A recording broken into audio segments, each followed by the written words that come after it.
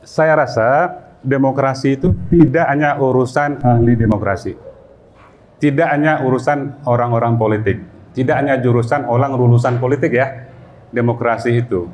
Karena demokrasi itu prinsip yang sangat universal. Ada demokrasi dalam fisika, ada demokrasi di dalam kampus-kampus mesin begitu ya. Jadi demokrasi bukan hanya urusan mengelola negara ya. Demokrasi itu adalah urusan mengelola apapun yang ada di situ pertarungan untuk mendapatkan kekuasaan. Apakah di kampus tidak ada pertarungan kekuasaan? Ada. Apakah tidak ada pertarungan kekuasaan di antara pemilik ilmu pengetahuan? Ada.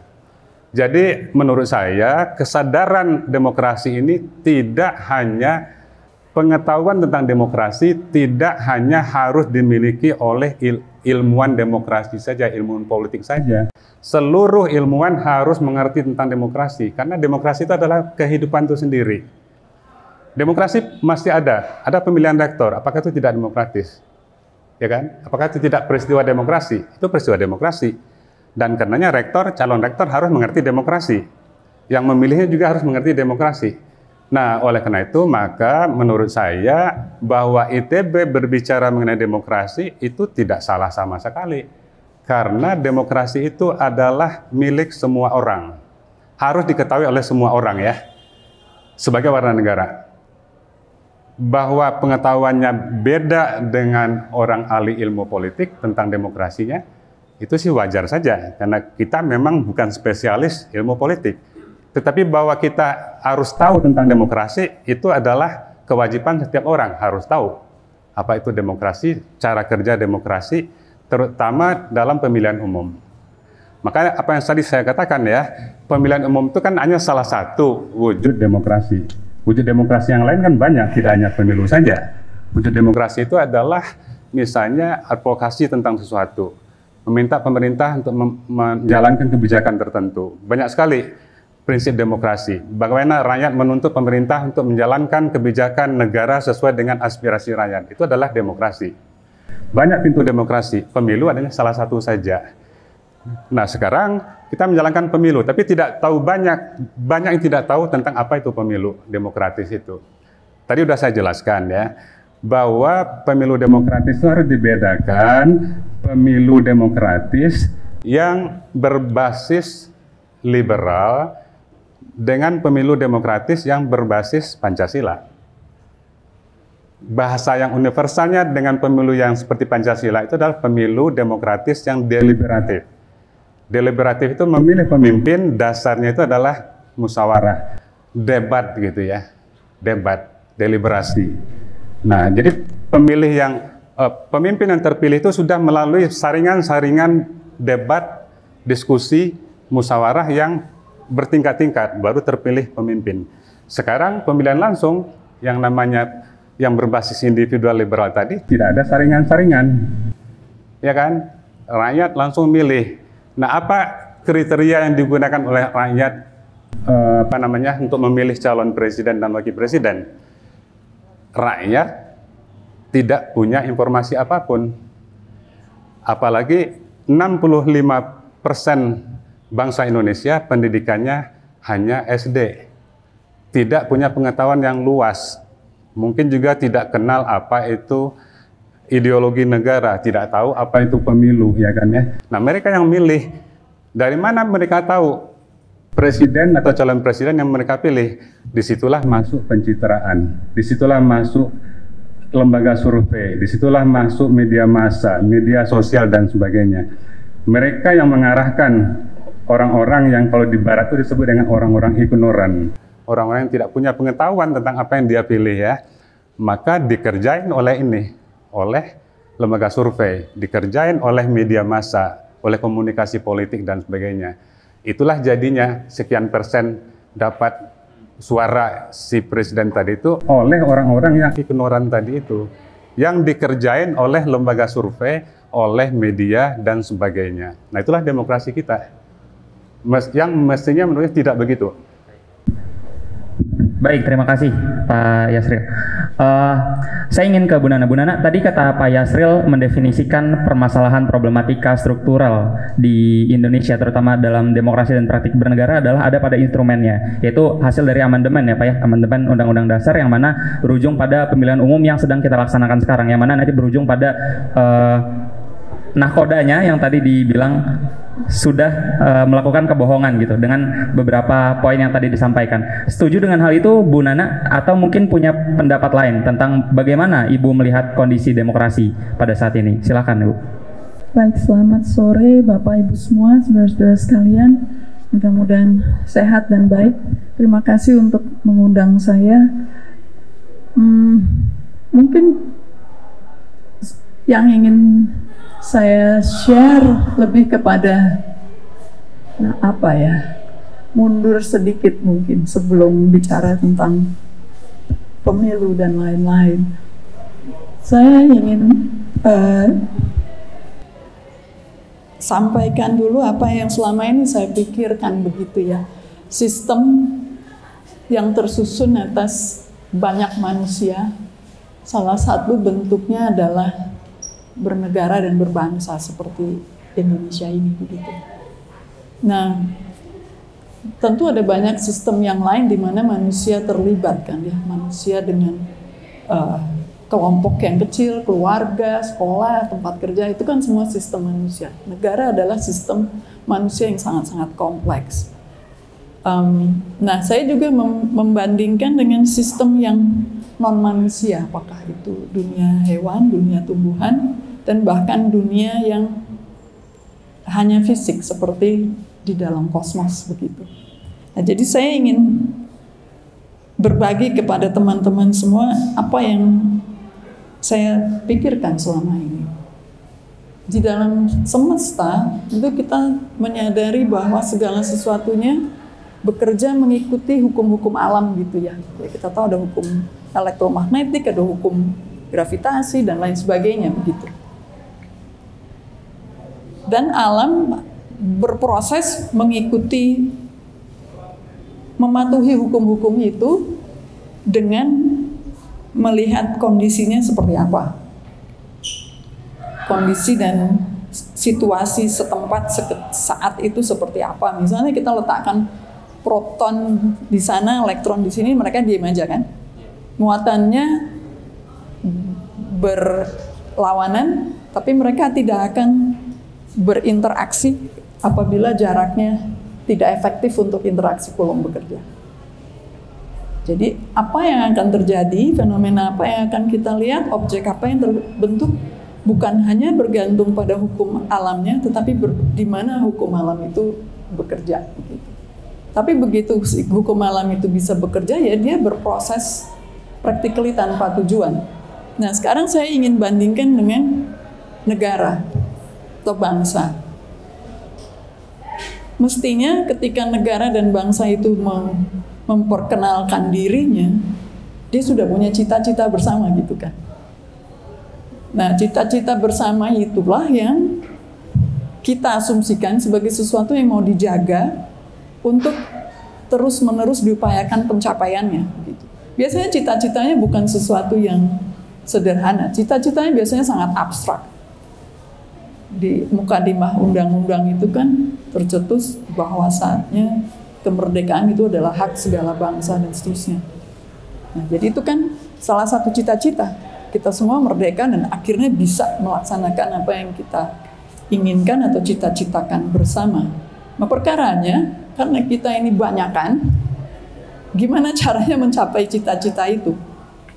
Ya pastilah memerlukan adanya aturan yang disepakati agar cita-cita itu bisa kita upayakan bersama gitu. Nah, aturan-aturan itu tidak seperti hukum alam. Dia yang kemudian kita konstruksi bersama jadi undang-undang ada turunannya, berbagai derivatifnya begitu kan, yang mana bergantung pada konteksnya. Sesuatu yang sangat luhur di atas itu akan menjadi sangat kontekstual.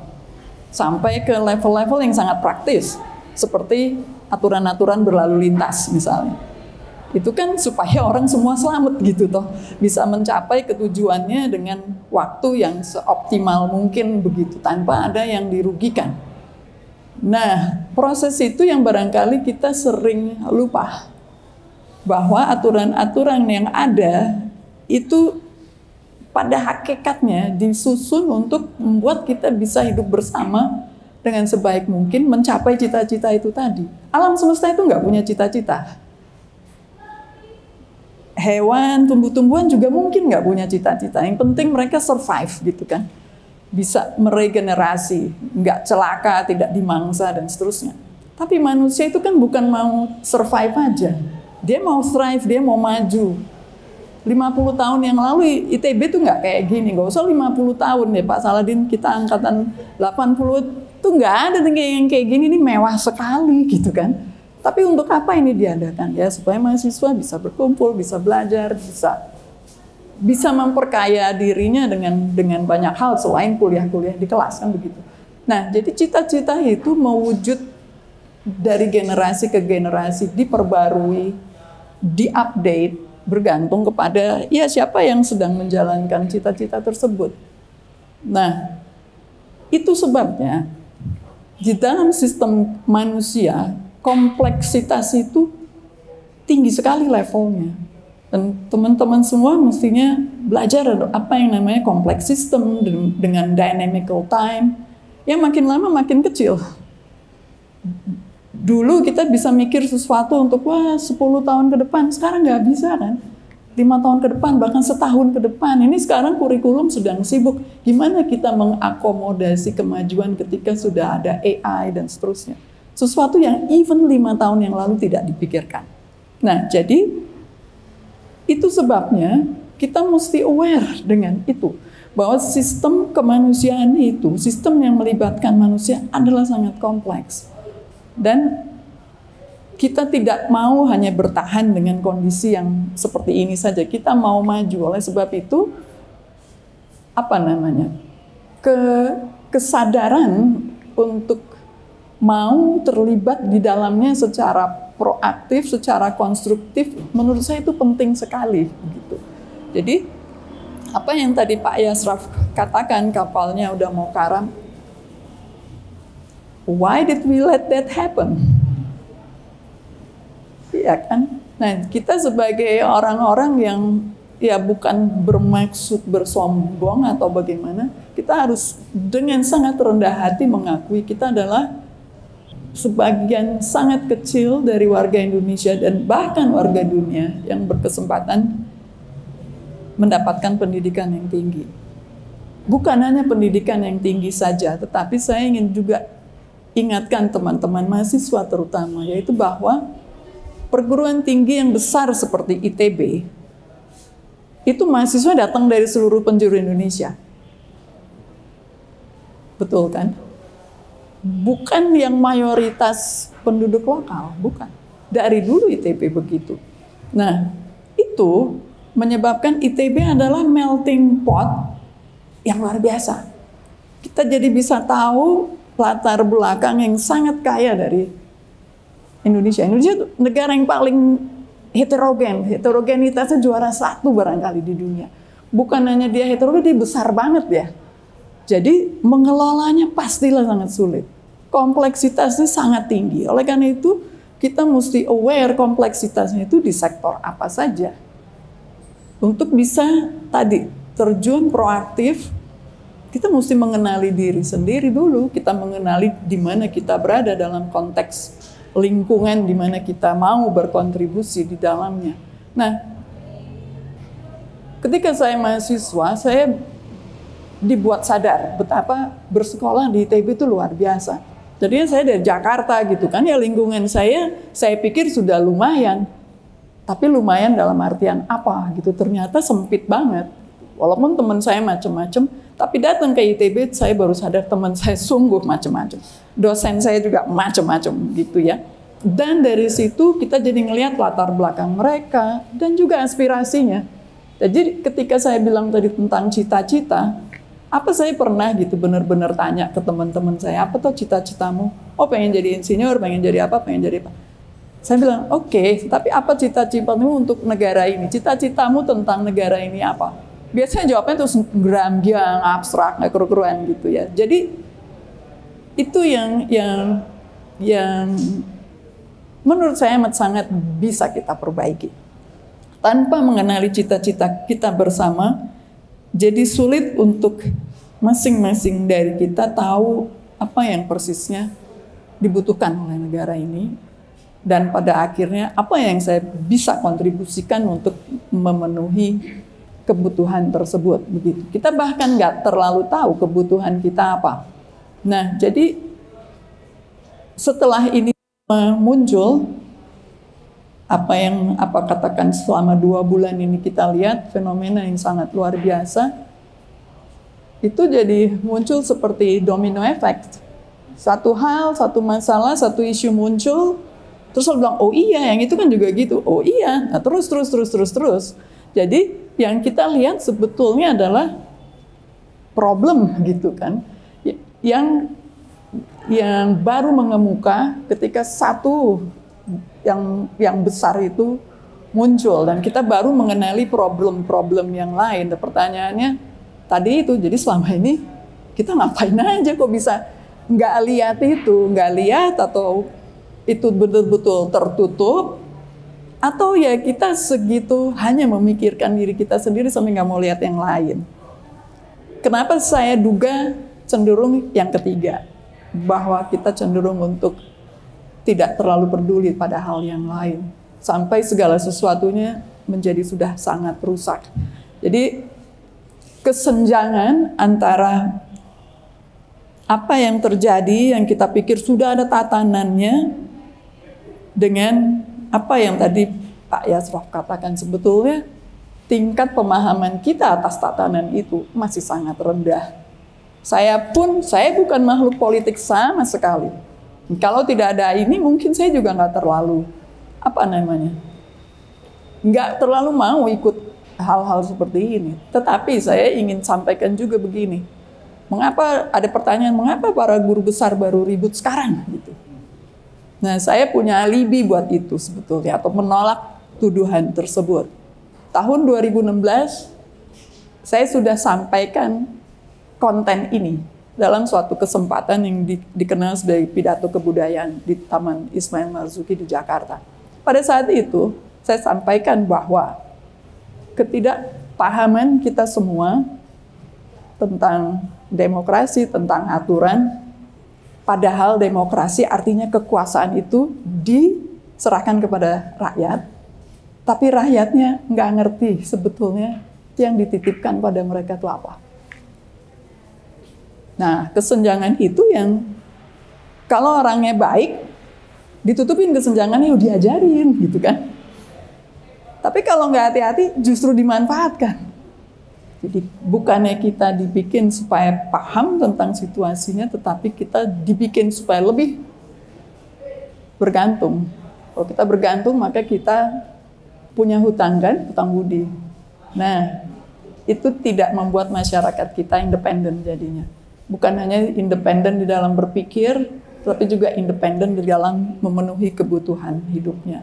Jadi itu yang saya pikir kita sebuah akademia yang sudah established, menurut saya punya tanggung jawab untuk memenuhi kebutuhan akan pemahaman itu. Jadi menutup kesenjangan termasuk oleh para mahasiswanya. Saya ingin sampaikan 2 cerita kecil saja ya.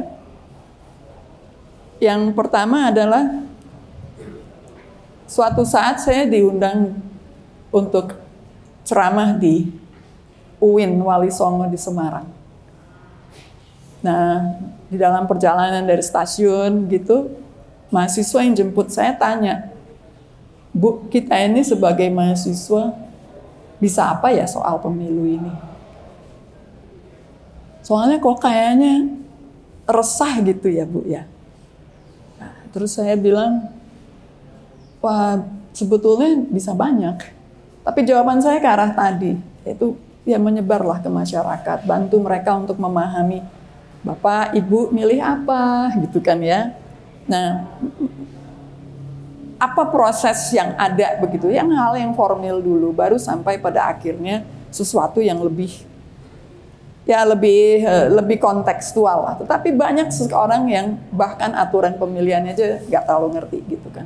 Hanya pokoknya habis ini, besok keluar lagi, celup jarinya gitu kan. Tapi apa konten dari itu semua, banyak yang belum menyadari weight bobot dari pemilihannya itu seperti apa. Nah, cerita yang lain adalah saya suatu hari naik gokar dari gerbang belakang, mau balik ke Bosca. Nah, Pak supirnya itu tanya gini, Ibu kan orang perguruan tinggi ya Bu ya, tolong dong Bu, saya diajarin gimana memilih. Dia bilang, gimana memikir untuk memilih. Terus terang saya terkesima dengan pertanyaan itu. Ditanyain bagaimana mikirnya gitu. Dan bertanya dengan pendahuluan seperti itu. Ibu kan orang perguruan tinggi. Wah, saya terus terang berpikir keras untuk melanjutkan percakapan itu gitu. Saya justru bertanya balik ke beliau, Bapak cita-citanya apa gitu? Bapak kepingin negara dan bangsa ini jadi kayak apa? Wah, kita sejahtera lah Bu, aman, anak-anak saya bisa sekolah dan seterusnya gitu. Nah, menurut Bapak untuk bisa mencapai itu, kita tuh mesti gimana? Orang seperti apa yang bisa mendampingi kita mencapai itu? Jadi akhirnya kita ngobrol sepanjang jalan. Saya tidak, jadi milih siapa dong Bu? Wah, tentu saja itu saya hindari begitu ya. Tapi yang jelas bahwa mereka atau kita semua ternyata perlu ditemani di dalam proses berbangsa tadi. Bahkan untuk sesuatu yang barangkali rutin, semi trivial seperti memilih, tetapi ternyata itu tidak trivial sama sekali. Mungkin itu dari saya sementara. Makasih. Baik, terima kasih.